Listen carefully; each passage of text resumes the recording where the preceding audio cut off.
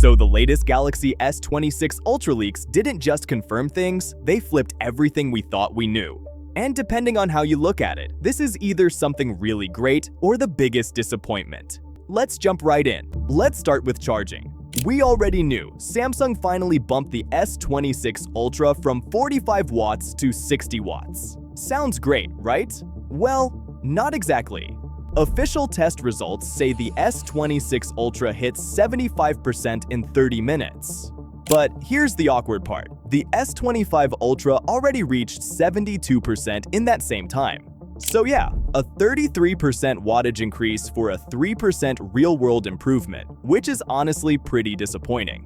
That's not the dramatic upgrade people were hyped for. Now don't get me wrong, it's still faster than the iPhone 17 Pro Max. But when you compare it to Chinese flagships, Samsung is miles behind, and the gap is actually brutal when you put the numbers side by side.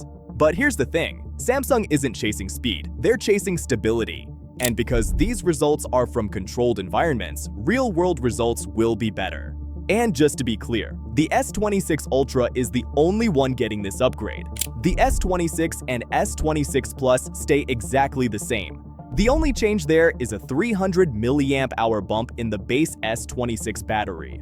But wireless charging, that's where things finally gets interesting. The S26 and S26 Plus jump from 15 watts to 20 watts, while the S26 Ultra jumps to 25 watts. All three support Qi 2.2 magnetic alignment, and Samsung's preparing new battery packs and accessories to go with it. Something that we should have had years ago. The 60-watt charger already released, and because Samsung is considering cutting pre-order bonuses, there's a real chance the charger or battery pack might be bundled for free. So don't take it as confirmed yet. Now here's something unexpectedly good. We know the S26 Ultra gets the Snapdragon 8 Elite worldwide, while Samsung is back to a dual-chip strategy for the S26 and S26 Plus, but not in the way you think. Qualcomm even confirmed they expect around 75% market share in Samsung's premium lineup, which basically means fewer Exynos regions than expected. But here's the twist. The Exynos 2600 actually looks solid this time, which is crazy considering Samsung's history.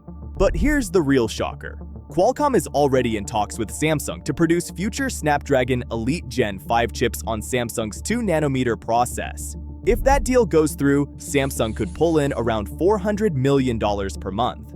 That's massive. Now, the S26 Edge. This is where everything gets weird. Earlier reports said Samsung canceled the S26 Edge due to weak sales. But suddenly, the S26 Edge model number appears in India's BIS certification database. So, what's really happening?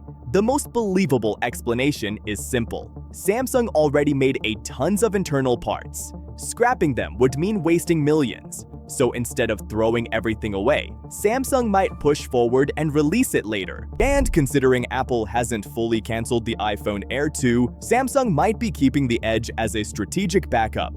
Either way, the Edge branding isn't dead yet, but it definitely isn't launching next month. But before we wrap this up, let's talk about the privacy display leak. Because if this turns out to be real, Samsung is about to do something we've never seen before on a Galaxy S phone. Click right here to check that out. This is Techtics, and I'll see you there.